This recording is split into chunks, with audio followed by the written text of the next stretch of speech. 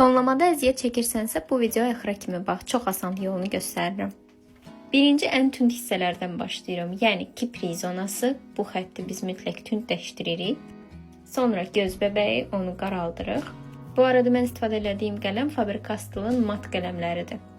Ən tünd nömrədən istifadə edirəm. Və göz qapağını tündləşdiririk. Ondan sonra HB ilə ya 2B ilə tonlamanın özünü veririk. Gözün ağ hissəsi heç vaxt tam açıq olmur. Kölgəni hər halda sən verirsən. Açıq qələmdən və ya tünd qələmdən, işıq kölgədən asılıdır. Gözün ətrafındakı bütün kölgəni gördüyün kimi mən sərgəsiz bir formada ştrikləyib ton verirəm. Lap tünd olan hissələri biraz qələmə möhkəm basıb tündləşdirirəm və ya siz tünd qələmdən də istifadə edə bilərsiniz. Qalan kölgələri isə həmin qaydada. Burnun birinci kölgəsi gələn keçid kimi tünddən açığa doğru gedir və bütün bu yanağın sol hissəsi tondadır deyə mən onu tam tona salıram həmin o qələmlə.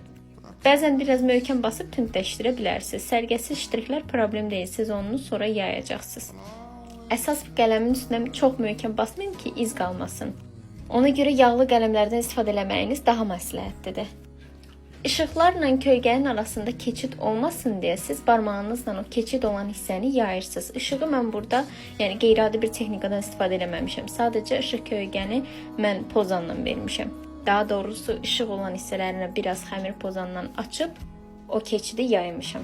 Başqa nə izah edeyim? Belə bir videoların çox gəlməsini istəyirsinizsə səhifəmə abunə ol və izlə məni. Bundan əlavə də onlayn dərslərə qoşula bilərsən. Çox sərfəli qiymətə.